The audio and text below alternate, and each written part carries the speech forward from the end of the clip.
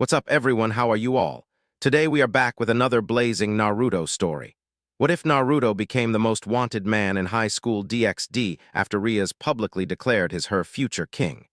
If you enjoy, then please like, share, and do comments. October 10. It was both the saddest and the happiest day for one Minato Phoenix. This day his wife, a human woman Uzumaki Kushina, one of the last members of the extinct clan of Shinto priests, gave birth to his son Naruto Phoenix. And that was the same day she died due to complications of her childbirth. "Minato-kun," she said in a trembling from weakness voice, "let me look at him." Minato could only smile sadly looking at his wife. Her blood-red hair lost its radiance, her violet eyes dulled. Not even famous Phoenix tears or medics from the famous Citri clan could heal her from an unknown disease. "Sure, Kushina-chan," he answered and gave her their baby. "He is beautiful, he is going to be a womanizer one day," she said, and a tear rolled down her cheek. "He got your eyes, hair, and even skin color, it's so unfair." "He got your face shape, don't cause drama, Kushina-chan," joked Minato. "Minato-kun, I know how pure-blooded devils look down to half-blooded ones. He may not be hated, but he will be disliked for sure. Only your status as a brother of Lord Phoenix saves him from life as a low-class devil." She looked very serious. "I want you to promise me that you will help him with all your power. I want you to promise me that you will save him from their power play. I want you to promise me that you will love him for both of us. Love him, train him, teach him all you know and all you can find in books of my clan. Their rune magic is nothing to joke about. Help him find a nice girl that will cherish him and love him with all her heart. Control what he eats. I don't want him to grow up eating some unhealthy food. Promise me all that." "I promise you, Kushina-chan," he answered. "Good, because if you will break your promise, I will come back from my grave and no Phoenix healing will save you from my wrath," she said with a sinister smile. "I will never break this promise," Minato said. "He will grow up as the happiest boy in the whole underworld." "Thank you, Minato-kun. I don't have much time left. I will hold Naruto and shower him with my love while I still can." She smiled sadly and whispered to her baby boy, "I know you won't remember me. I know you won't remember this. But no, your Ka-chan loves you more than anything, my little maelstrom." And true to her words, Uzumaki Kushina died a few hours later, leaving little Naruto alone with his father.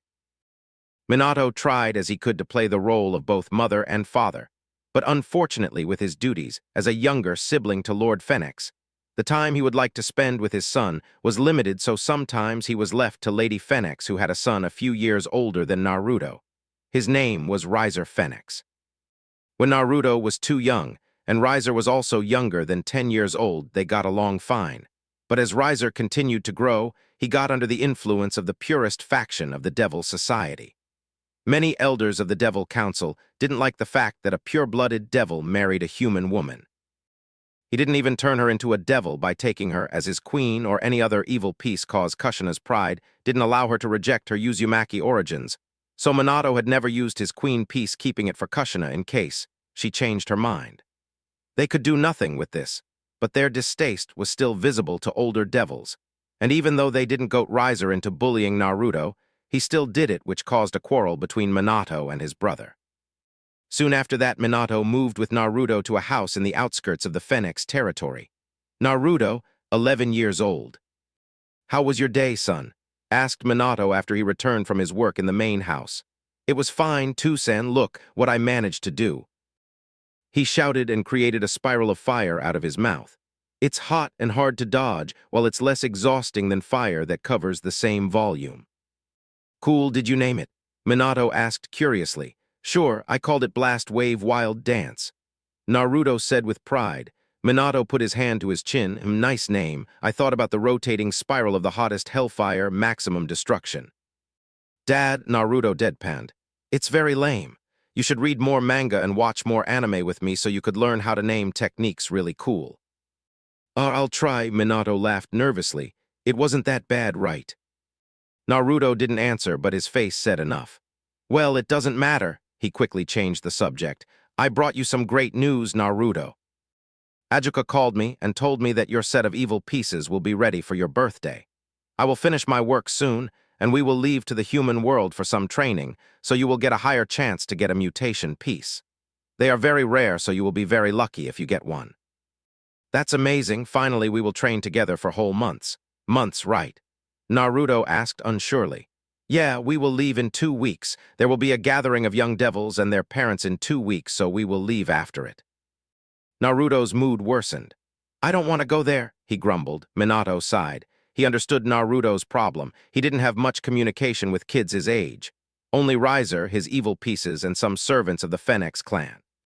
Servants treated him fairly, but didn't like him cause they were either reincarnated or full-blooded devils that belonged to a low class. In their eyes, he, a half-breed, was either lower or equal to them, but for some reason was considered a high-class devil. Riser was a purist asshole, and his peerage listened to him without second thoughts, not that Naruto blamed them. So Naruto had a very bad impression about kids of his age, and Minato wanted to fix it by bringing Naruto to that meeting. Listen, Naruto, not all devils will dislike you, he tried to explain to his son. Some of them are very nice. For example, the House of Gremory is known for treating their servants fairly. The current heiress is a very nice girl. I've met her a couple of times. I'm sure you will easily become friends. There's also Citri heiress who is very nice and smart. Agar's heiress who is nice too. Astaroth heir is very shy, but I'm sure you can befriend him. Naruto didn't want to go, but his father's kind voice managed to change his mind.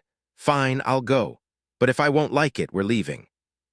Minato smiled and agreed instantly. Sure, Naruto-kun. Now, what do you want us to do? Naruto shined.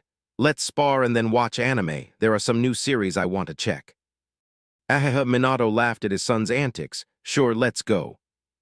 Naruto didn't notice how these 2 weeks passed, and came the time of the so-called youth gathering. Both he and his father have dressed accordingly, and arrived at the party that was hosted by the House of Gremory. Hello, my name is Rias Gremory, the heiress of the House of Gremory. Welcome, said a cute 11-year-old girl with red hair and green-blue eyes. Minato looked at his son and saw he was too shy to answer first. Hello, Rias. My name is Minato Phoenix. I am the younger brother of the Lord Phoenix. We saw each other a couple of times while I visited your brother's office. Do you remember me? She mused. Yeah, I think I do. Great, he cheered. And this is my son Naruto Phoenix. He is of your age. I'm sure you will get along. Hi, my name is Naruto Phoenix, 11 years old, he said shyly. Hey, Rias laughed nervously at Naruto's behavior. What do you like to do? I mostly train, watch anime, and read the manga. Rias shined. Really? That's great. I love anime and manga too, she chirped. Actually, I love all Japanese culture. I would love to live in Japan. It's so amazing. When I'll grow older, I'll definitely move there. By the way, what anime and manga do you like the most?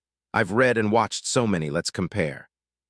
Rias-sama, while it is great that you found so many common interests with our guest, but as a proper hostess, you must greet all your guests first and enjoy your time second, said a silver-haired maid. Sure, Graphia, Rias agreed, blushing from embarrassment. Sorry, I'll join you in 10 minutes or so. Enjoy the party. Minato and Naruto entered the hall. Who was that maid, father? Naruto asked curiously. Oh, does my little son have his first crush? Minato asked teasingly. What? He blurted furiously, blushing. I don't have any crush. Sure, she is beautiful, but I don't have a crush on anyone. He turned from his father and pouted. Ahaha, I'm just teasing you. Minato ruffed his son's hair. Her name is Graphia Lucifuge, maid of the Gremory household. She is a queen and a wife to the current Lucifer, Surzetz, formerly Surzetz Gremory. He is Ria's brother, by the way. Wow, so Rias is really like a princess. That she is. You can go for her, by the way. Unlike Graphia, she isn't taken, though you will still have to face her brother's anger. Older Phoenix joked. Dad. Ahaha, don't worry, I'm just joking. He looked to the side and saw that Lord Phoenix, Lord Bale, and Lord Citri had already arrived. I'll go and join them. You can meet your peers and try to befriend them. Not all of them are bad, trust me. Fine, grumbled Naruto and left where he saw a black-haired girl in glasses. Hi, my name is Naruto Phoenix, he said. My name is Sona Citri, the heiress to the House of Citri, she answered stoically. Oh, cool, you are an heiress too. He didn't know what to talk about with her. Too, you mean like Rias. Thank Lucifer I'm saved from eternal embarrassment, Naruto thought. Yeah, her. She is a nice person, I think. She loves anime and manga, though I think she is hyperactive. She is not hyperactive that much usually, only when you mention something Japanese. I swear she would marry someone from Japan if that was her choice, Sona joked. Heh, maybe you are right. She looked obsessed a bit, he paused. And what do you mean by her choice? She is in a marriage contract with Riser Fenix. They are betrothed to each other since long before their birth, Rias explained. She will have to marry that asshole. Naruto asked incredulously. You don't like Riser, you are from the same household. Why? Cause Riser is a douche, Naruto said bitterly. You see, I'm not a pure-blooded devil, my mother was human. When I was little, 5 years old or so, I and Riser got along pretty fine for kids with an age difference. But later he got worse, much worse. He is both ist and purist, the worst combination in my eyes. Have you heard how Lord Bale disowned his son? Riser laughed louder than anyone. I see, didn't think you would confess you are not a pure-blooded devil so easily. It's not much of a secret. Don't worry, I won't bully you for that. My dream is to make devil society equal to all devils. But unfortunately, even with our infinitely long lifespan, I won't be able to achieve this dream, I know it. So I have a goal. I want to open a raiding game school for all devils. That is at least a small step towards my dream. You have an amazing dream, Sona. Naruto was impressed by the heiress. She was very smart. She already made a goal for her life while he didn't know what to eat the next day. Thanks, unfortunately, my former fiancé didn't think so, she smirked. Former. Yeah, former. Unlike Rias, who is unable to break her contract yet, I managed to do so. I challenged my fiancé to the game of chess. He lost, I am free. Wow, you must be pretty confident in yourself, Naruto praised her. Sure I am, I even managed to win my father sometimes. She smiled smugly and pulled a chessboard from out of nowhere. Would you like to play with me? Me, but I'm not that good. Naruto tried to decline, but Sona looked at him sternly. I insist. There was no room for rejection. You managed not to lose in the first 17 moves, not bad, she complimented him. Not bad, Naruto said mockingly. You destroyed me. If it makes you feel better, my former fiancé lost faster, she said with a smile. At that moment, Rias was finally free from her duty. Oh, hey, Sona, Naruto, she shouted and ran to them. Hey, Rias, how was your practice at being a proper heiress instead of a constant watching anime? Sona teased her friend. I do other things besides watching anime, Rias replied harshly, but that was fine, some guests were pretty nice. Can't say I suffered that much. Well, waiting for a new guest is boring, but greeting them is fine. If you say so. So you already played chess as I see. How many moves did you manage to make against Sona before losing? 17, not many, Naruto said hesitantly. 17. Not bad, my record is 25, Rias said proudly. No, that's bad, my dad is a genius, he is considered the smartest Phoenix. But unfortunately, I didn't inherit his intelligence, I'm more like my mom, Naruto confessed. Ah, where is your mom and who is she by the way? Rias asked. Naruto's expression soured. My mom is a filthy human who was considered by fate to be unworthy of living in the house of Phoenix, was finished by Riser. The air instantly turned hotter. Flames surrounded Naruto as his face turned into an angry grimace. Don't you dare to speak about my mom like that, Naruto hissed at his relative. Or what? Smirked Riser, you can't do anything to me, half-breed. Naruto fumed from his powerlessness. He knew Riser was stronger. He knew that Lord Phoenix would be on his son's side as would be the devil elders. Riser, stop this instant, Rias said sternly. This is my house and there will be no conflicts during this meeting. If you want to fight someone, then go to the streets and find some thugs. They will be more than happy to indulge your desires. Ha, so commanding, my beloved Rias. He brushed her hair. Why do you defend him from me, your fiancé? You should be on my side. I'd sooner marry a dead dog than you, she answered harshly and forcibly moved his hand away from her face. Don't be ridiculous, my dear, he said in an I own you tone. If you will continue to misbehave, Riser, I will have no choice but to lead you out of my house. There will be no fights between my guests, she finalized. Well, if you say so, he conceded and then turned back to Naruto. Congratulations, you got a girl who defends you, filth. Maybe she can play your mommy. You fucker, roared Naruto and launched himself at Riser, kicking him in the neck. Riser let him make a hit and then backhanded Naruto in the face. Don't you dare to touch me, you half-human rabid filth. It attracted the attention of all guests, and the situation was in Riser's favor. Minato instantly understood what had happened and rushed to his son. He knew that the evening was over for them. He went to Riser and pulled his. If you think you are so smart, think again, he hissed. Next time you will do such a thing, I promise you won't leave the hospital for a month and no tears will help you. After that, Minato took his crying son and teleported away from the house. Sure, it was a sign of disrespect to teleport like that, but it was his way to voice his disagreement. All older devils looked at Riser asking for some sort of explanation, so he said, "What? Rabid human offspring can't take a joke, nothing special." "Riser, leave my home now," shouted angry Rias. "You won't get away that easy after insulting my friend. Or did you sink that low that you consider joking about his dead mother normal?" "Riser will stay," said Lord Phoenix, "but I will talk to him later." "Devil of your stature mustn't act like that, Riser." A month later, in the mountains of the human world, two devils were doing their training. "I'll kill that fucker," muttered Naruto angrily while practicing another fire magic of his. "Naruto, calm down, please. Revenge will bring you nowhere." Minato tried to calm his son, but he knew that his son took his character from Kushina, so that means nobody can calm him once she got fired up. He couldn't calm Kushina, so he knows. "Why should I? That asshole insulted my mom and me. Don't you care he insulted us?" Naruto shouted angrily. "What I want to say is that you shouldn't concentrate on this. Life will punish him, trust me. People with his mentality don't live long," Minato explained calmly. "Then I wish that life would punish him with my hands," Naruto said with an evil smile. "Well, maybe it will be so, we don't know the future, but what we do know is that unless you get stronger, you won't be able to beat Riser. Get stronger, receive your pieces, get yourself a peerage, and then fight him. Step by step, Naruto-kun." Naruto visibly calmed. It took Minato a whole month to find the necessary words. "Some genius I am," he thought sadly. Though he knew that while he was a prodigy in battle, he sucked in common life. Both he and Kushina sucked there. Minato was polite and calm but didn't know how to speak to people. Kushina knew how to speak the right words, but she was short-fused, so all those right words were usually wasted on insults. He could only hope that Naruto would be better in that than they were. Suddenly, Minato felt that 10 signatures entered the barrier. "Naruto, come here," he commanded sternly. "Get ready to teleport to the underworld." Naruto's eyes widened in fear. He had never seen his father so serious and so ready to battle. But it was too late. Another barrier was created, the barrier that blocked teleportation, and then 10 fallen angels appeared. The main one had 10 wings, red eyes, and pointed ears. "Hello, Minato Phoenix, we hadn't seen each other since the Great War," he said. "Hello, Cockabeel, why did you come here? I doubt it's just a friendly visit," Minato asked calmly.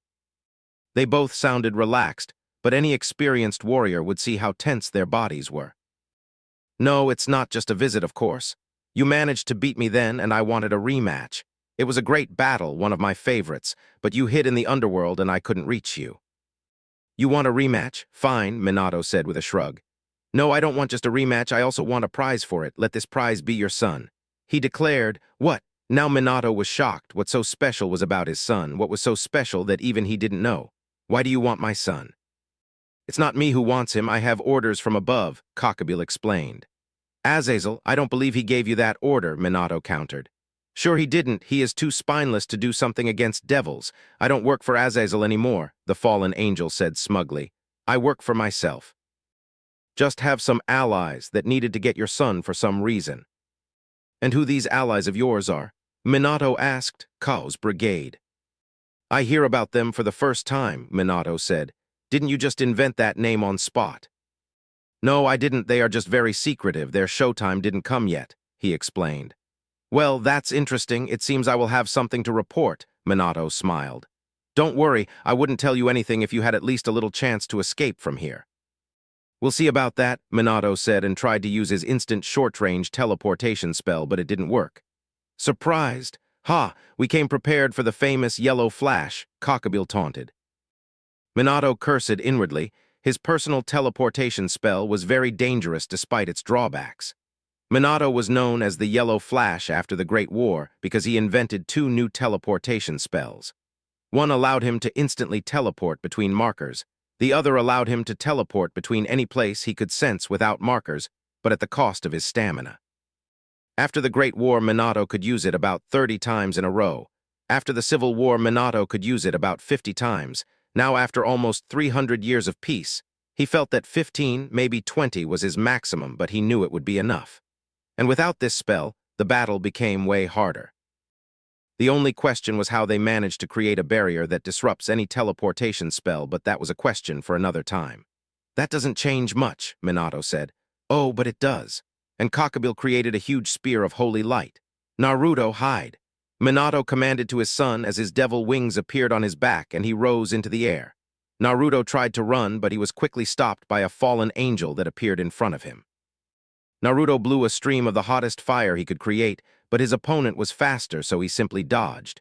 Meanwhile, Minato burned 3 angels to ashes and saw that his son is under attack. Naruto ducked under the first light spear, but the second one pierced his left shoulder. Ay, cried Naruto, cause holy energy burned very painfully, so the only thing he could think was, is this how I am going to die? But suddenly Minato appeared in front of him and sliced the angel in half with a burning hand. Then he put his hand to Naruto's wound and purged the holy energy from it so Naruto could heal. Calm down, Naruto, you will be fine, he said and pushed Naruto behind his back. Naruto was at the narrow path that led somewhere far from there. Now go, I'll finish them off. And Naruto ran. Well, let's dance, right? Minato asked and created a sword of concentrated demonic fire. Cockabeel smiled at the prospect of a fine battle. Let's. Minato jumped towards one of the angels and made a vertical swing, but it was blocked with a light sword. Another fallen tried to attack him from behind, but Phoenix created a powerful explosion from his free hand and incinerated the weak fallen. So that's 5 left. 1 with 10 wings, 2 with 8 wings, 2 with 4 wings, Minato thought. Those with 2 pairs are not a problem, but with 4 pairs and Cockabeel, that can be very bothersome. So with a burst of flames, he destroyed weaker angels and was left in a 3-way fight with stronger ones. The first one attacked him from behind, so Minato ducked under the Sword of Light. Both Cockabeel and the second 8-winged fallen angel attacked him from sides, and Minato blocked their attacks with his fire swords. Then he launched himself high in the air to dodge the attack from behind. I need to take down at least one of them, then I will be able to kill the last 2 or at least escape, he thought. Thinking of winning, Cockabeel asked, Futile, you have already lost. What do you mean? Minato asked. Your son reached the border of the barrier, that just means I have to reach him faster than you will. Minato's eyes widened in horror, and he and 3 fallen flew as fast as they could to Naruto's location. After a small fight, Minato managed to dispose of one of the fallen by burning one of his wings and then throwing him into the mountain. Minato saw his son trying to break through the barrier with no success. Not bad power output for a kid, especially a half-blooded devil, Cockabeel complimented, but this ends now. And he started to create a giant spear of light, preparing to unleash this attack at Minato. Minato frowned and threw his most powerful attack at the barrier, shattering it. Cockabeel threw a giant spear at Naruto. There is only one way, Minato thought, and used his instant teleportation technique, appearing beside Naruto, and then both of them were high in the air. The ground exploded from a powerful attack of a Cadre-class fallen angel. Minato shielded his son with his body cause he knew that Naruto was not ready to withstand a holy attack of that power yet. Not bad, Minato Phoenix, shouted Cockabeel. Your teleportation technique is truly incredible. Then both he and his fellow fallen angel attacked Minato, who tried to prepare a teleportation spell so they could escape to the underworld, but Cockabeel interrupted them by throwing multiple light spears at Minato, causing him to teleport. Minato landed to the side of the giant burning crater created by Cockabeel's spear. Then his eyes widened as he sensed an attack from behind. Someone knew about his delay between teleportations. While Minato's personal teleportation spell was indeed instant, there was a little cooldown between teleports if he had to take someone else with him. A little cooldown, less than a second, but someone knew it and Minato couldn't understand how.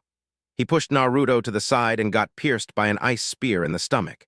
He quickly destroyed it and regenerated. But he couldn't sense who attacked him, and that scared him. Cockabeel and his companion landed 10 meters from 2 members of the Phoenix family. You are truly a dangerous one, the Cadre-level fallen angel said. If you didn't have to protect your son, we would have lost. I see it now. But unfortunately for you, you have to.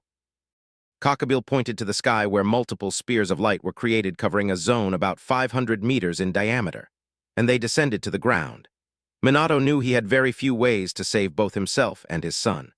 Multiple magic circles appeared on the ground, and fire erupted from them, destroying incoming spears. Then he saw as an 8-winged fallen rushed towards Naruto, so he teleported in front of him and blocked his attack. Unfortunately, it was a ploy so Cockabeel could launch his own attack at Naruto. Minato knew his chances to escape are getting lower and lower, so the only thing he could do is to save his son. He teleported to Naruto, touched him, and they both were gone, but unfortunately, Cockabeel's spear pierced Minato's leg, and sudden pain from holy energy didn't allow Minato to react instantly when another spear was thrown at his son. He created a teleportation circle and shielded Naruto with his body. The spear of holy light pierced Minato's chest and went further into Naruto's stomach. Naruto's mind was in turmoil. At one moment, he and his father were simply training while he vented off his anger towards Rias. Then they are attacked by powerful fallen angels. His father is fighting them while he could only watch and try to survive. He tried to run, but there was a barrier which he couldn't destroy. Naruto understood what are really powerful beings in this world. He understood that Rias is just a big fish in a small pond, while there are monsters like Cockabeel who created a crater 50 meters deep by his single attack and didn't look winded. Then he was in a real battle between beings of an ultimate-class devil level. His father teleported him from attacks while fighting angels, and the next thing he knows is pain. Naruto looked down and saw a spear of light that pierced his stomach. He looked up and saw that that spear went from his father's chest. A trickle of blood went from his father's mouth. Naruto's eyes widened in fear of losing the last member of the family, the only person that loved him.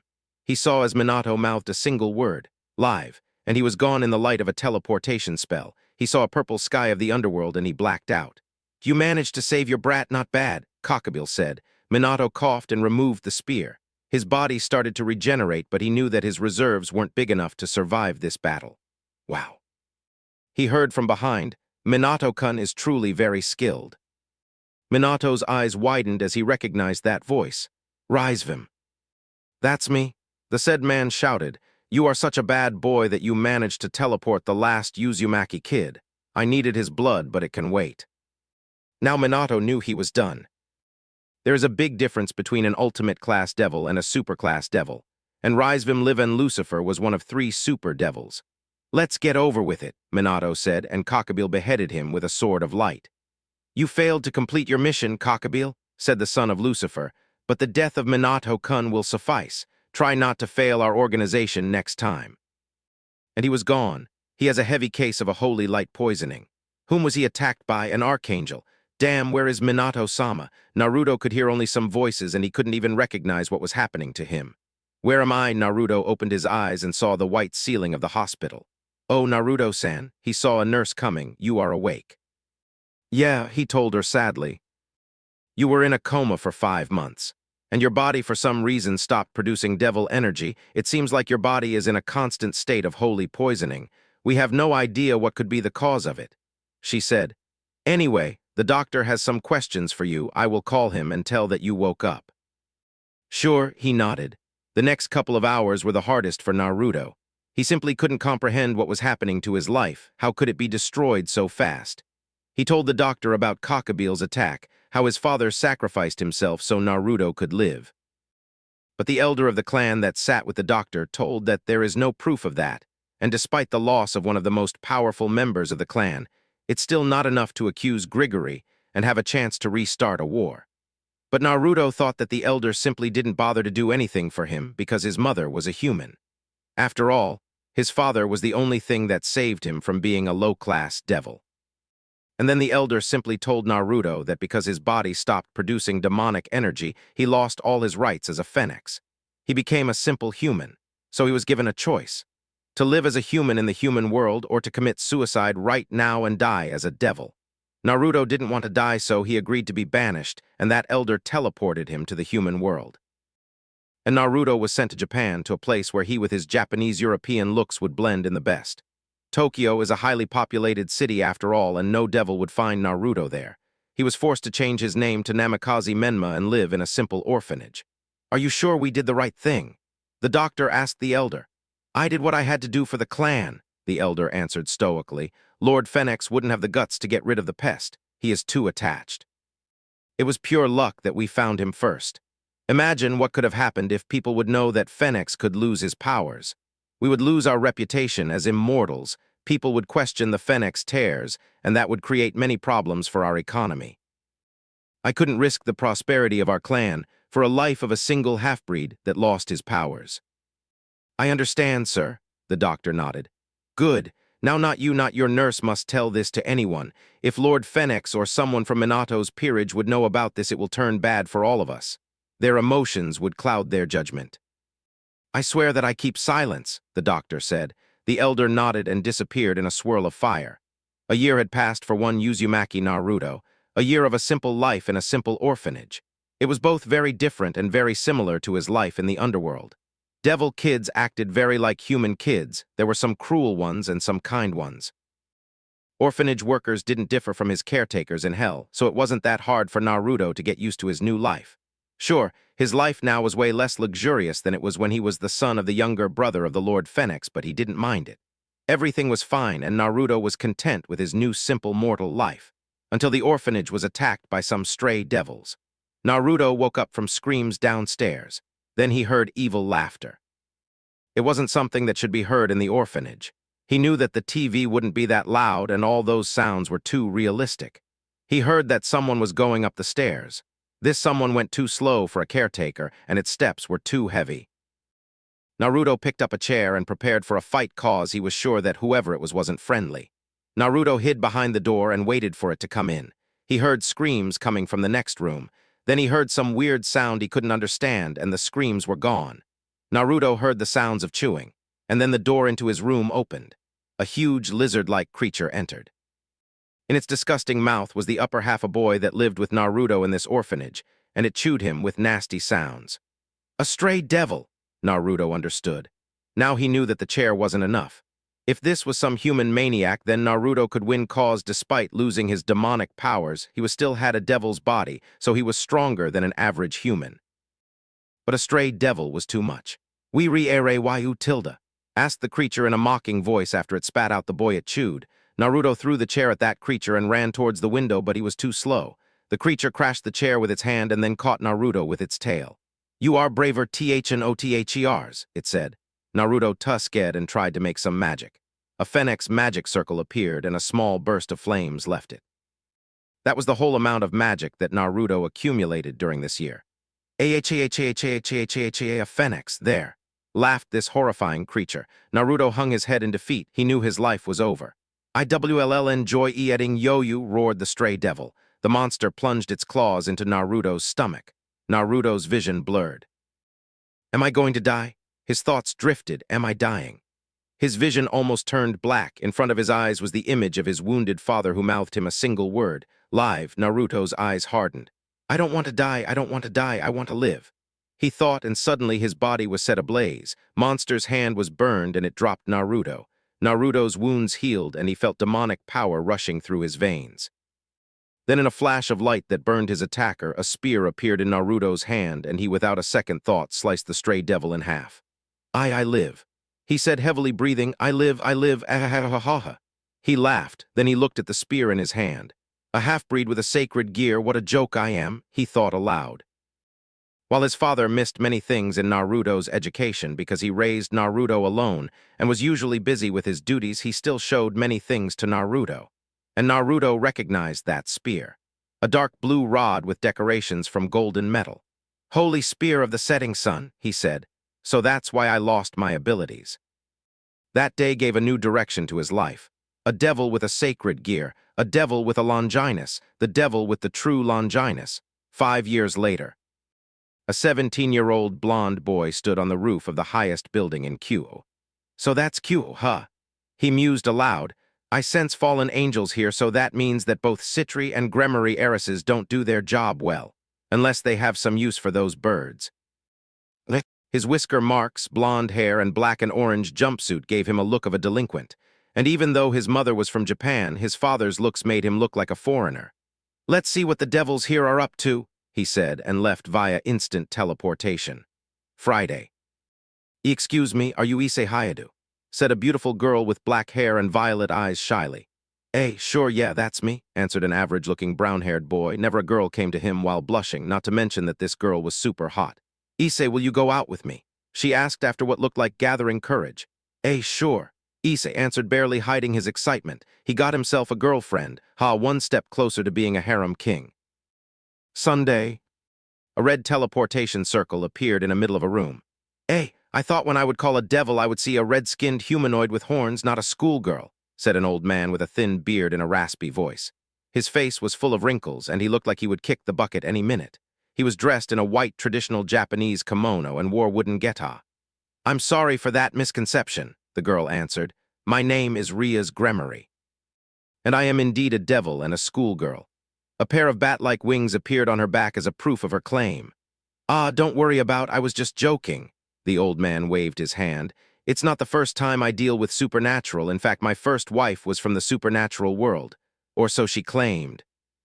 We divorced because she sacrificed my pig to some sort of spirit. It was my favorite pig amongst all other 20. And what did she gain by that? Rias asked curiously. Who gained? The old man asked. Your wife. Rias looked at him weirdly. Ah, my wife, I divorced with her, that's what she gained. What did you think? Immortality and eternal fame, ha? He laughed. I didn't catch your name, Rias said. Of course you didn't, I didn't tell you it yet. Name's Uzumaki Ashina, by the way, he answered, sat in the chair, and pointed to another chair for Rias to sit. After she sat here, she decided to ask, So why did you summon me? Ah, well, I'm an old man, I don't have much time left. But what's worse is that I'm lonely. My granddaughter rarely visits me. The only companion in my lonely life is my cat, Yoro. We lived together for many years already. Ah, and there is a girl that cooks for me sometimes, but she rarely comes. Her dishes are amazing. When I will have them, I will share with you, I promise. Ah, and where is your cat? Rias asked curiously. I don't know, finding food for herself maybe. We ate all her food yesterday. He waved his hand, dismissing her question. Rias nodded understandingly, but a second later she asked in a shock. You ate cat's food. Of course not, what gave you that idea? Ashina asked incredulously, but you just told that. Rias pointed out. I did not, he disagreed firmly. I got summoned by a nut job, Rias sighed inwardly. I can see why his granddaughter doesn't visit him. I want you to comment this book for me. The old man went to the other side of the room to take a book from the table.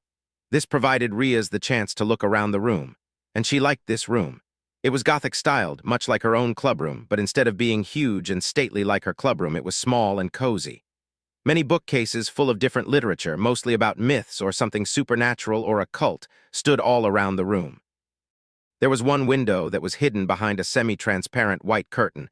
Another source of light was a small chandelier with candles. In the middle of the room stood 2 armchairs with a small table in between. And there was a single door that led to the corridor from which you can either exit or go to the kitchen. Overall, the room with its owner gave a weird Lovecraftian vibe, and only the fact that she was a high-class devil that was way stronger than this human calmed Rias down. And here it is. He gave her a book, Alice in Wonderland. She asked. Yeah, I know what this book is too, he answered with sarcasm. So what do you want me to comment?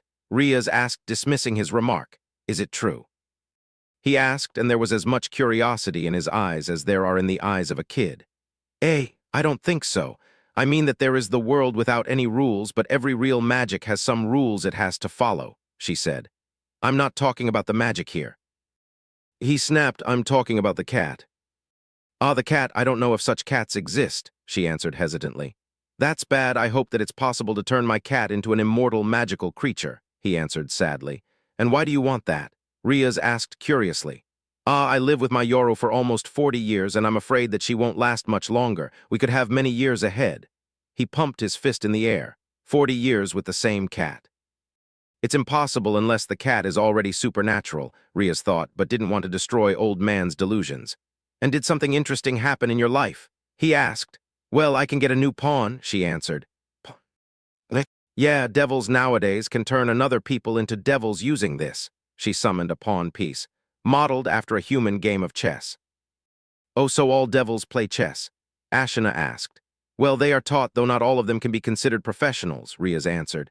Ah, chess, amazing game. I remember how I played with both USSR great champions, Kasparov and Karpov. Yeah, each of them visited Japan once. I managed to win both of them, by the way, he said in a sage-like manner.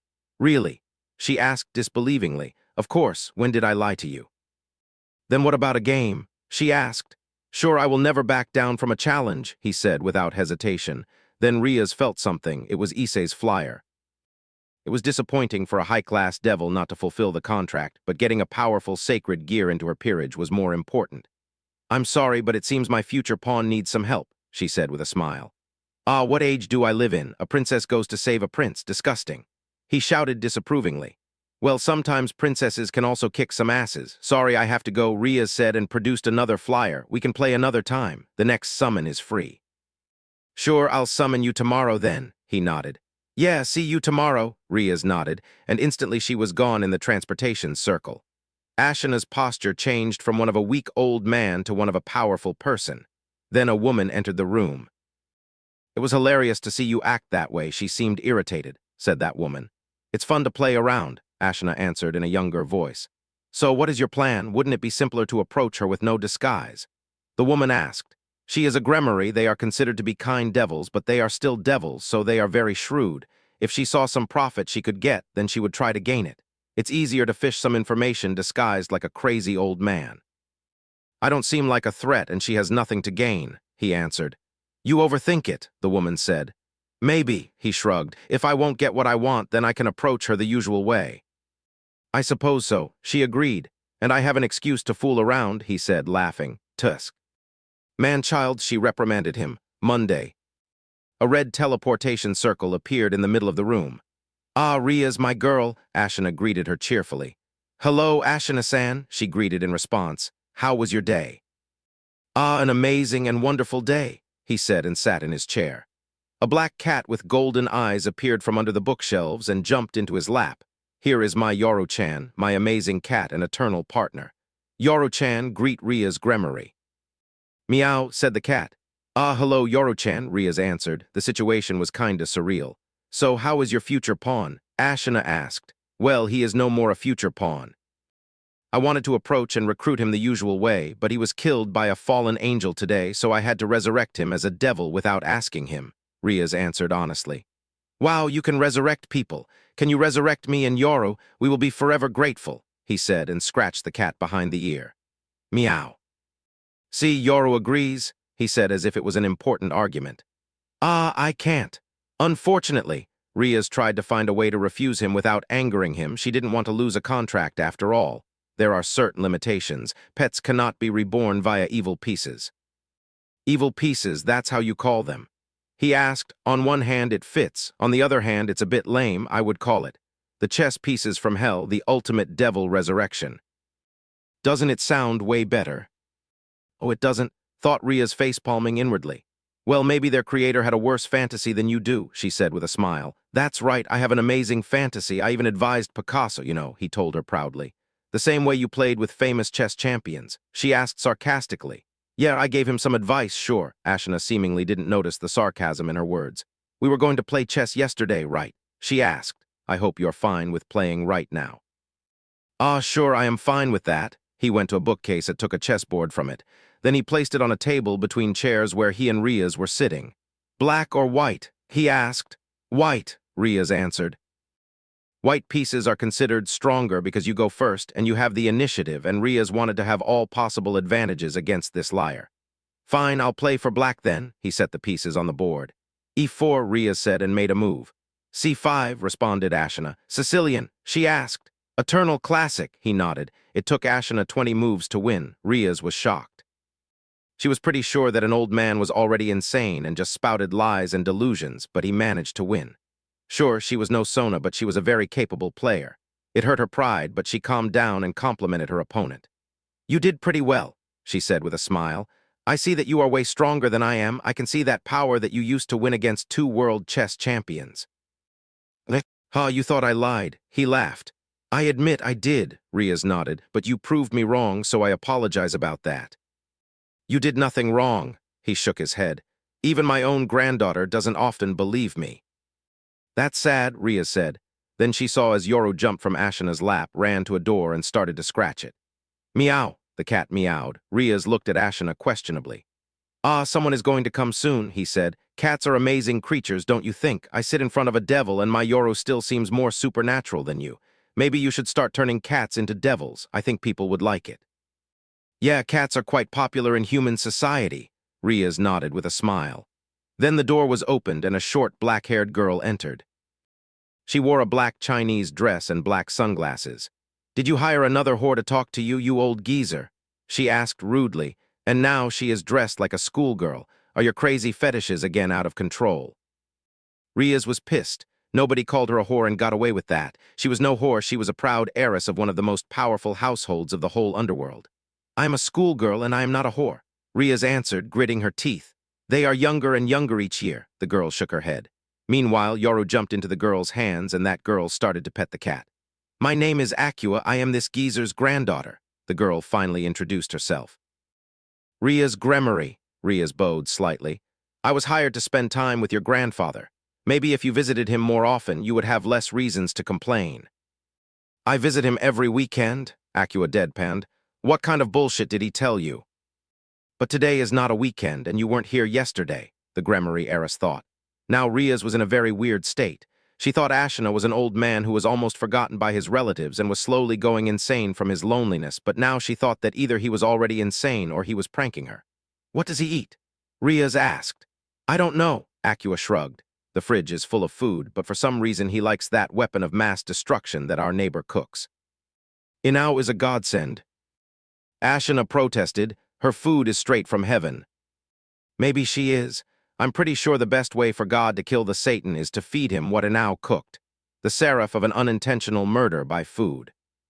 Rias choked on her laughter from Acua's joke. That food can't be that bad, Rias tried to argue.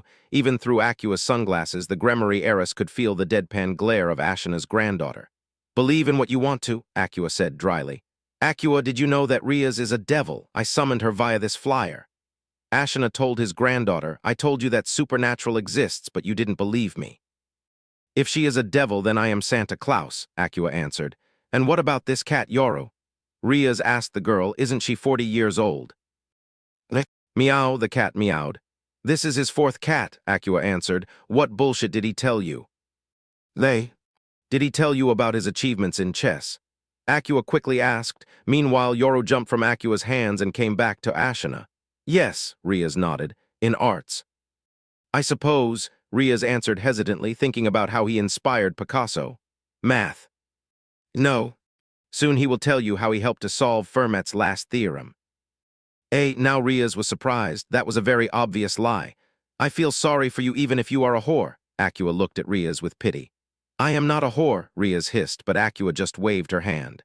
That's our new generation, Yoru. Here I am, an old man who doesn't have much left, and they say all those rude things about me in my presence, he told sadly. The cat meowed in response. Shut up, you old coot. Acua shouted, I'm going to the shop, what should I buy for you? Yoru's food ended, he said. Did you eat her food again? She asked suspiciously. No, he answered and lowered his gaze. Look into my eyes, old man, she said, and apparently narrowed her eyes even though it couldn't be seen because of her sunglasses. They had a stare contest, but Ashina didn't waver. Fine, I believe you for now, she said and left the room. Don't listen to Acua, she is a skeptic. She believes in science, he said mockingly, as if her science even know about devils. I will be back in an hour, was heard Acua's shout, and then the sound of a closing door followed.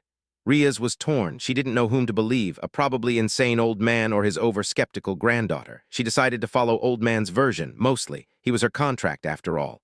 Well, we still have about an hour to talk, Rias said with a smile and returned to her seat. Sure, Ashina cheerfully replied. Let's speak more about the devils. I want to compare the knowledge from literature to the real information. Okay, Rias nodded. Ask away. Another hour was spent in an interesting discussion about devils, their history, and their society. Rias even started to question if the old man was even slightly insane, but decided not to be hasty with her decision. And the payment satisfied her greatly. Old watches made from pure gold. If after their first meeting she returned simply because she interrupted their meeting herself, so she was still bounded by the contract.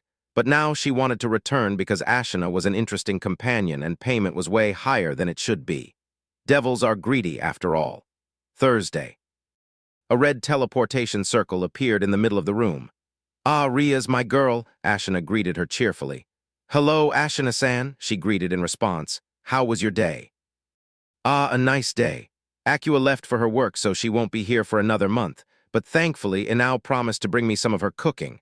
I will share with you, don't worry. I'm sure you will like it. Rias remembered what Acua told about that food, but then decided to try it. This food couldn't be that bad, right? I will be happy to try, she said politely. So, how was your devil day? School must be boring. I've heard that one devil went to school and slept with all teachers to have at least small entertainment from that torture that is called education. Do you do the same? And no, Rias said, disgusted by the mere thought of it. I'm not like that. Your loss, he told her, And how is your pawn? I'm pretty sure he was surprised by his new life. Yes, he is, but he was destined to know about the supernatural world. He doesn't know it yet, but he is this generation's Red Dragon Emperor, Rias said proudly. Ah, one of those sacred gears, D-Drag, right? Ashina asked. You know about that? Rias asked surprisingly. Yeah, sure. I have slept once with a fallen angel, or so she told me. Well, she told me that there are such things as sacred gears. I even wielded one myself a long time ago. It was a Longinus, by the way, he told her sagely. Right, she nodded. She felt that he was bullshitting her, but there was a Longinus that changed its owner. Everything he told her didn't sound like truth, but it was possible. So what did your pawn do? You told me he is quite a pervert. Did he use his dragon charms on some innocent girl? Ashina asked. Rias smiled and answered, no, he didn't. I suppose. He befriended some nun, and as you can guess, that's prohibited for a devil. The relationship between three biblical factions are not as good as many would want them to be. While there is no war, all three sides are ready for the conflict, and even the smallest transgression can become the cause of said conflict. That's bullshit, he exclaimed. I'm sitting with a devil in the same room. I've slept with a fallen angel. I've befriended a seraph.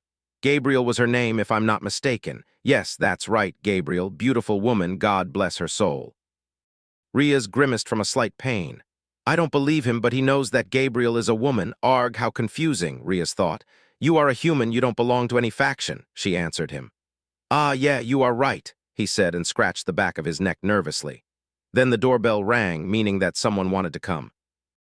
Ah, it must be Anao. She must have brought some of her delicious cooking. I will be back soon, Ashina said. Rias heard their voices but couldn't recognize words.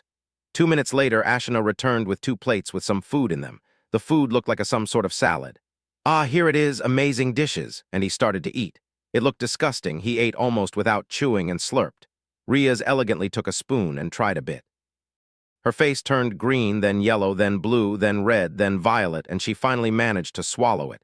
Akua's words didn't do justice to this food. What she did just taste couldn't be described in words. It was the weirdest and the most disgusting thing she ever ate. Tasty, isn't it? Ashina asked, slurping. Yes, it is, Rias nodded with a strained smile, but I'm not hungry now. What? How can you show such a disrespect to the food? Eat while it's still hot. He commanded. Sorry, but I'm full. I ate right before coming here. Rias stood on her own. Ah, fine, the more the merrier, Ashina said and continued eating. Then he choked. From his facial expression, Rias thought that he would throw up. He coughed and a piece of that food got on her face. She turned green again and used a napkin to remove it as fast as she could before she would puke. What are the ingredients of this dish? She asked. Oh, want to make your boyfriend happy, Ashina asked. Yeah, exactly, Rias nodded. You got it right. Well, pickles, sour cream, bread, eggs, jerked sheep meat, licorice candies, ketchup, and wasabi. Maybe I missed something, but you can always add something of your own, he answered, and Rias wanted to puke again.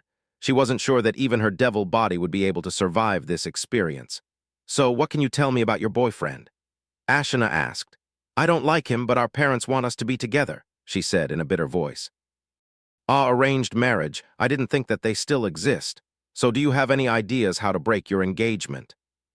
Well, I still have time, but I think that the only way to break it would be through some sort of challenge like my friend did, she mused. The only one I think about is the rating game, but my peerage is not ready yet.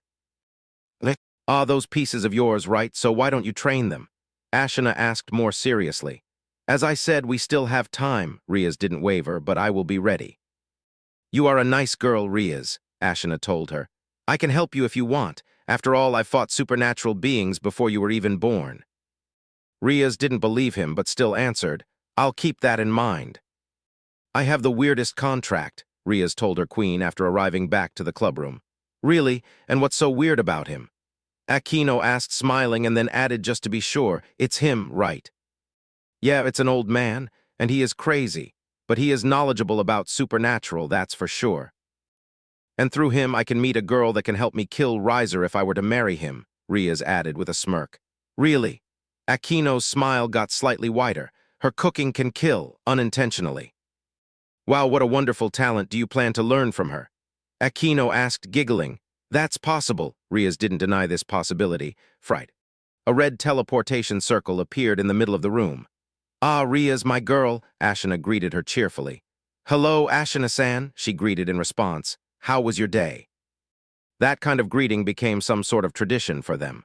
Ah, pretty nice. Acua will join us today and bring some pizza, he said cheerfully. Well, that will cost you double because I'm here for the two of you, Rias said. It was bullshit, but she wanted to get more from an old man. Sure, it's not a problem, dear, he answered kindly. Rias heard some footsteps in the kitchen. I thought you told me Acua isn't here yet. She isn't, we are alone now. Only I, you, and Yoru-chan, he confirmed. I swear I've heard footsteps in the kitchen, she said, and small flickers of her family's power of destruction appeared around her fingers. Maybe there are thieves. Of course not, it must be Yoru, Ashina denied. Here, let me show you. He went to the door that led out of the room and opened it. Nobody was there. See, he asked her. Well, maybe you are right, she reluctantly agreed. Ashina turned around and went back to his chair and didn't close the door. Rias still looked into the corridor, and then she saw that Yoru jumped from a closet and went to the kitchen on her hind legs. Okay, it was just Yoru. Rias calmed down and looked at Ashina, who was sitting back into his chair, but then she jerked her head back. Yoru went on her hind legs. Ashina-san, she started. Yes, he asked. Can your cat walk on her hind legs? Rias asked. Of course not, cats don't walk that way, he told her loudly. I swear I saw Yoru walking like that, Rias said. Nah, that's just impossible, he waved off. I'm sure I saw that. I don't think so, he shook his head. I know my Yoru for many years, she definitely doesn't walk like that. Maybe some yakai impersonated your cat, Rias asked. Hey, I've lived in Kyoto for 20 years. You think I won't be able to differ a cat yakai from a usual cat? One of my son's girlfriends was a cat yakai, a very beautiful woman, he told her dreamily. Really? You didn't tell me you had a son. How do you think I have a granddaughter? Granddaughters don't appear from thin air, you know, he reprimanded her. But I'm sure I saw that. She shouted. Then prove it, you can't, what a pity. Now stop all that useless polemics, he ordered her and then muttered under his nose, stubborn youngsters. Then came the sound of the front door unlocking. I've brought some pizza, Acua announced as she entered the apartment. Great, now we can eat. Ashino exclaimed, and then he asked Rias, did you eat before coming here? No, I did not. I have some things I want to do today, so I didn't want to feel heavy, Rias answered. Ah, another client. Acua asked, smirking as she came back from the kitchen with a chair for herself. I am not a whore. Rias answered angrily. I did not say that you are. Acua's smirk grew wider. You said it. I don't like you, Rias said while taking a slice of pizza. The feeling is mutual, devil girl, Acua answered. So now you believe I am a devil. Rias wanted to find a way to tease the annoying girl. Sure, even whores stopped coming here after trying to eat Inao's food. You must be something unnatural, Acua answered with an honest expression on her face. There is nothing wrong with Inao's food, Ashina tried to protest. Yeah, it may be even better that the cat's food you eat sometimes, Acua said sarcastically. You have no proof of that, he protested. We both know what the truth is, Ashina's granddaughter said and then looked at him meaningfully. We both know. Meow, Yoru jumped into Ashina's lap. Oh, my dear Yoru, do you also want some pizza? He asked, cooing, meow. He tore off a bit of his slice and gave it to the cat that happily ate it. Don't feed her with pizza, it's unhealthy, Acua reprimanded him. Let an old man enjoy his last days, he defended himself, and tears appeared in the corners of his eyes. Both I and Yoru don't have much time left. That's what you tell us for 10 years already, she muttered. Rias smiled, looking at the weird banter between two family members. So you told you have something to do today, Rias, what's that? Ashina asked her. Well, one of my servants had his new friend kidnapped by some fallen angels, so we'll have to save her, she answered with a smile. It's that nun I talked about yesterday. Wow, what weird activities you schoolgirls have, Acua commented. Devils, fallen angels, servants, nuns, what's next? Easter Bunny. You can believe or you cannot believe, it's your choice, Rias answered. Hey, Rias, show her those evil pieces. Ashina said. Rias summoned her unused rook piece in her palm, and it appeared in a small flash of red light. Pieces like that are called evil pieces. They allow a high-class devil to recruit people into his or her peerage, Rias explained. Wow, you schoolgirls have a nice fantasy. Acua nodded, irritating Rias because the girl didn't notice how flashy the piece appeared. Don't you have a Santa pieces? I want to be a Santa. No, we don't, Rias said with a slight anger noticeable in her tone. And why do you want to become a Santa? I want to show how easy it is to be a better grandpa than my old geezer, she answered with a mocking smile. Why, you brat? He burst with a mock anger while Acua just laughed. Now Rias noticed something weird. For a moment when Acua turned her head and Rias could see her eyes, it seemed like Acua's eyes were red. But that must be impossible, right? Acua-san, why do you wear sunglasses here? Rias asked. To look cooler, of course, she answered as if it was obvious. Right, Rias nodded as if that was the answer she expected. Can you please take them off for a second? Rias applied her magic to hypnotize the girl to do as she said. Sure, Acua nodded and showed that she had usual for Japan black-colored eyes and put the sunglasses back. This place is weird, Rias thought. I am a devil, I must see perfectly with this weak illumination. Then why do I keep seeing things? These two are definitely humans, so what's wrong? Maybe a cat. Meow, it seemed like the cat answered her thoughts. You are not the usual cat, right? Rias asked quietly. Meow, Yoro meowed again. Rias shook her head. It was too troublesome. Later that day. So Rias plans to attack the church. A black-haired woman asked.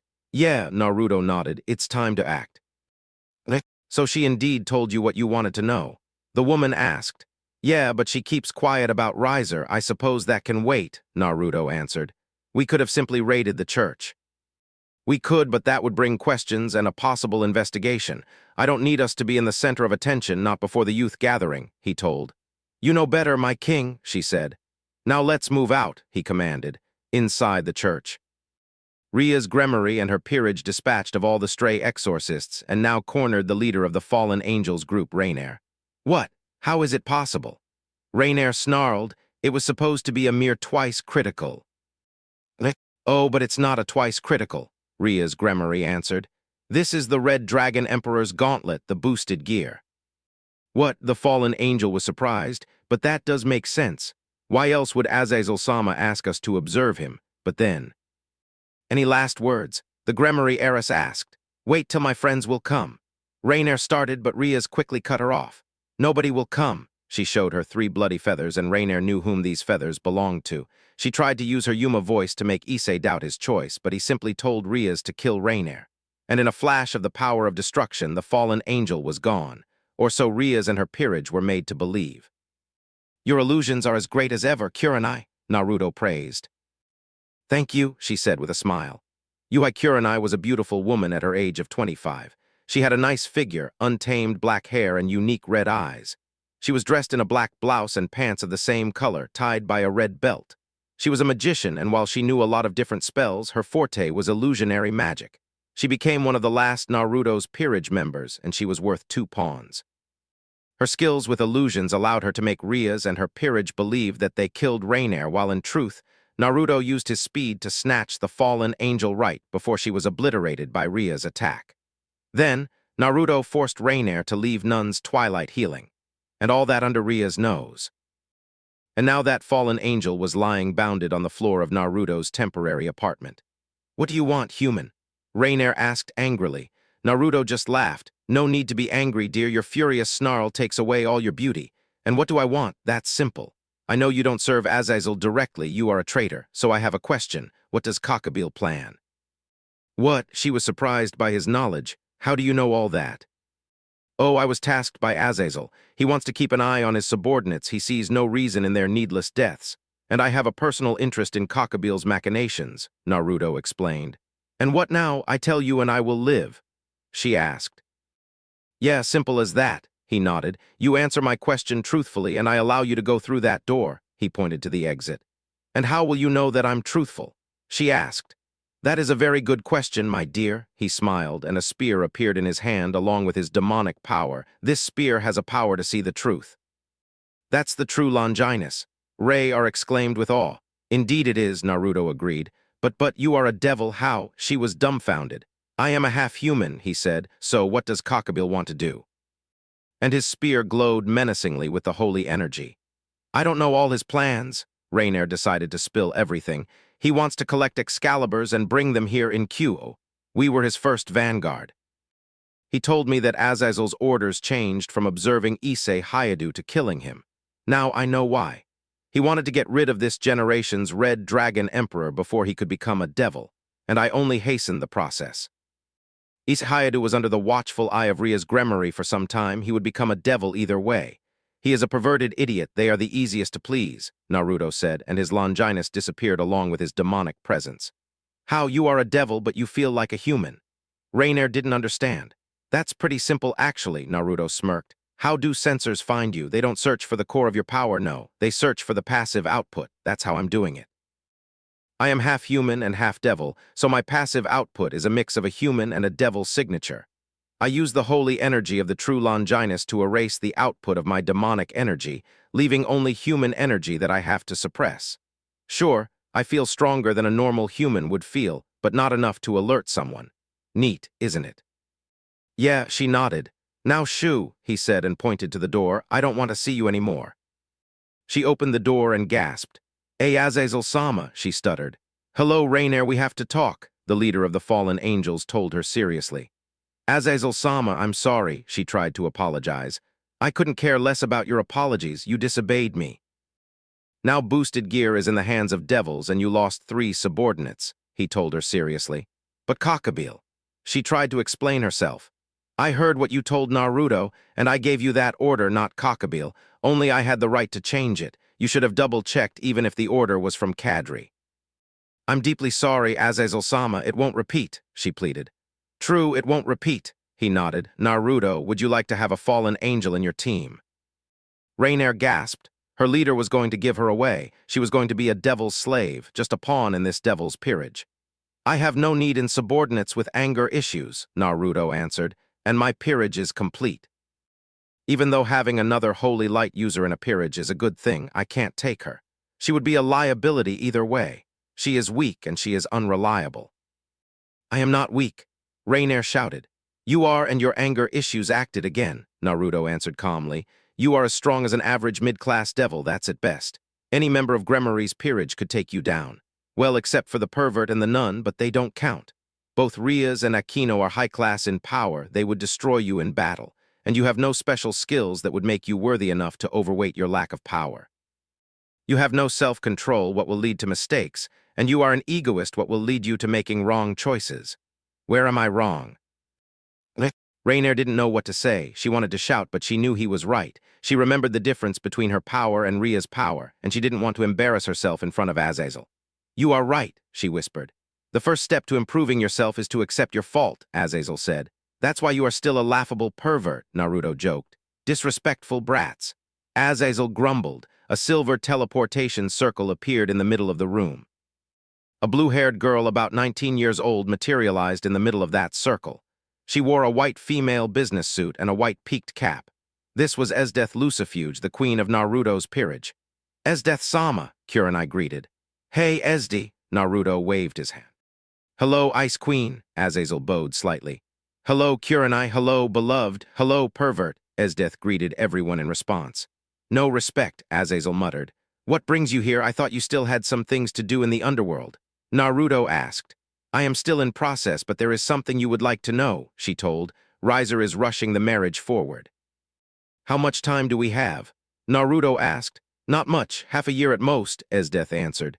That's good, Naruto nodded. Now Rias will have no choice but to accept our help, and we can ask any price. I thought about that too, Esdeath agreed.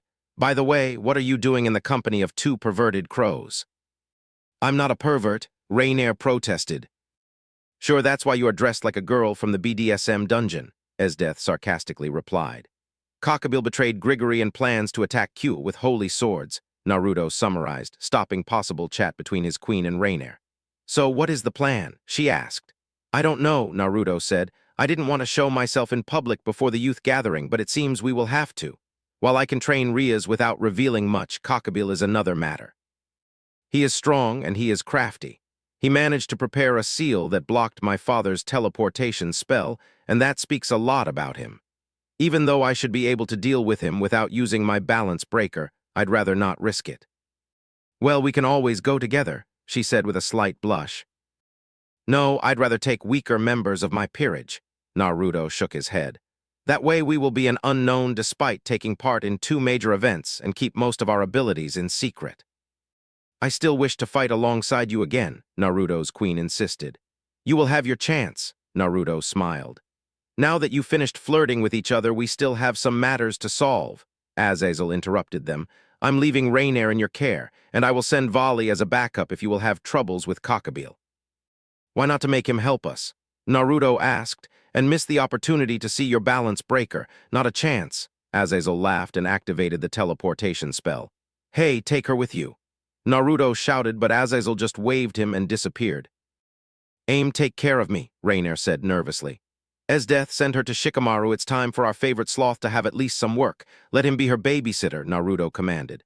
Wait, I don't need a babysitter, Rainier tried to protest, but Esdeath's transportation circle was already activated and the fallen angel was gone. So what now? Kurenai asked. Now we face Rias, Naruto commanded, tomorrow. A red teleportation circle appeared in the middle of the room. Ah, Rias, my girl, Ashina greeted her cheerfully. Hello, Ashina-san, she greeted in response. How was your day? Pretty nice, he answered. Did you manage to save your pawn's friend? Yeah, there were no troubles. Now she is my precious bishop, she said with a smile. Ah, then congratulations with a new member of the family, even though she is a nun, Ashina told her. What do you mean? Devoted people are very weird. I knew one nun, she would always pray, talk about some blessings, try to make me a Christian. She was a kind person, but sometimes it was too much, he explained. Well, Asia is indeed a very kind person, Rias agreed, though I can't say she is annoying us with her faith. Good for you. It's better to talk to a skeptic than to a too faithful person. You can prove the skeptic wrong, while the faithful person will just call you a lost soul and try to set you straight, he told with a slight anger in his voice. Well, there are not many people like that, Rias told. Only servants of church. Most people who call themselves Christians are not real Christians. That's true, they are just hypocrites that hide behind the cross, Ashina agreed. Well, the church matters aside, did anything interesting happen in your life? She asked. Ah, what interesting event could happen in the life of an old man? Nah, nothing, he said and waved his hand. We old people live a boring life till the end and our only joy are our children and grandchildren, though Acua is more a pain in the ass than a joy. Yeah, your personalities don't mix, Rias nodded. That's fine, I'm used to it, he waved off. And what about your parents or grandparents? My parents? She paused for a few seconds. We had amazing relations for the most of my childhood, but then... That marriage contract, she said with a spite. Ah, yes, you've told. An arranged marriage you don't like, Ashina remembered. Yeah, I hate my fiancé, and I have no desire to spend even a few spare seconds with him, let alone my whole life. He is a disgusting pig that doesn't value me as Rias, only as a hot girl from the Gremory family. Yeah, I've seen such people. I pity them, to be honest. They miss the joy of life. Love, mused Ashina, and Rias smiled, agreeing with him. I am of the same opinion, she voiced her agreement. I can help, you know, I know some magic tricks, he said. I'm sure I will be fine, she answered with a smile. She was sure she could get more powerful teachers than this old man, and while she liked to spend her time in a company of a weird but knowledgeable old man, she didn't want to spend too much time with him. Ah, your loss. He wasn't bothered by her rejection. But I still want to say that you should keep your relations with your parents. It is the most important thing you have in your life, and I'm pretty sure they love you. Rias smirked sadly. I'm not so sure about it now. They didn't even try to break the contract. They know whom I will have to marry, and they don't even try. Maybe they want you to solve this problem on your own. He asked. What? Rias was surprised. She didn't think about that. I've thrown some tests to my kids, too. Ah, great days. They were so pissed. He smiled melancholically. And what did you do? She asked. Once my son moved to another city, he started to rent a room in one apartment. It took him half a year to realize that I owned that apartment and was simply siphoning off money from him. Or another situation when I faked the letter from his university. I've written that if he would get at least 1B, he will have to pay twice for the semester. And he managed to get all A. Lazy sloth. I've known he could do better, he laughed. Your challenges are kinda weird, she said, but the last one makes sense. Yeah, I know that challenge was great, he nodded with a wide smile. I once locked Acua here with only Inao's food for a week. She managed to climb out of the window to free herself, and it's the 4th floor. She took climbing as a sport in her university later. That's kinda cruel, Rias thought. Or once I've tasked her to give to my friend who worked as the headmaster of a school a package from me. The security guard didn't let her leave 'cause he thought she was a kid who tried to ditch her lessons. He laughed loudly. Rias smirked at that one. She didn't like Acua, so any jokes about her were worth it. Recently, I've got a bird to look after from my friend. Well, I didn't want to look after that bird, so I've sent her to my son who was on his vacation. He was so pissed. Ashina continued to laugh. He complained that it was a burden for him. Then he laughed even more. Ah, how funny. Did you get it? A bird, a burden. That's not funny, Rias said in a deadpan tone. It was one of the lamest jokes she heard. I think it is, argued Ashina. What do you think, Yoru?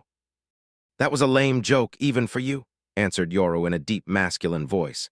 Now Rias was dumbfounded. She did not expect that. And neither did Naruto under Ashina's disguise. They planned all their dialogues with Rias, and that improvisation threw him off. So after he looked at Ria's facial expression, he laughed again, and Yoru started to laugh in response.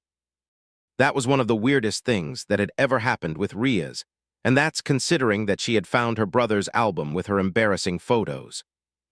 But a weird old man laughing with his own cat is something that she would expect to see in a weird horror movie, not in her life.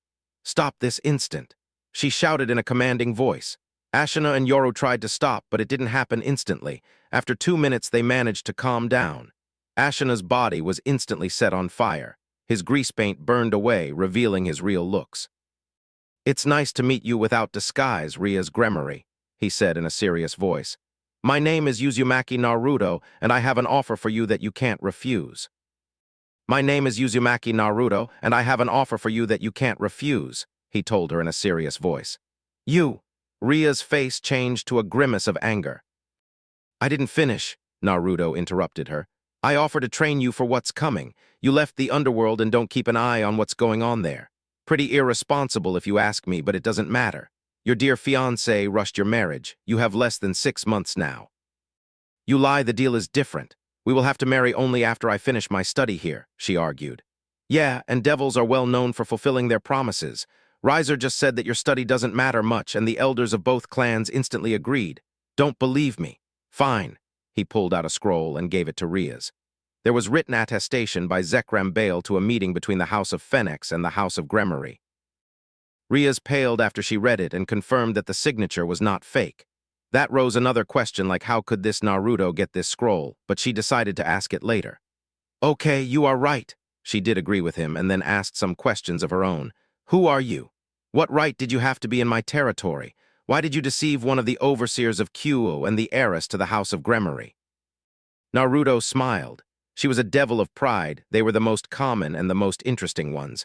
But Rias impressed him. She managed to keep herself as cool as possible in such a situation. Ah, you may not remember me, but we've met once in the underworld. I was known back then as Naruto Phoenix. But since the House of Phoenix declared me dead, I took my mother's family name, he answered. That's who I am.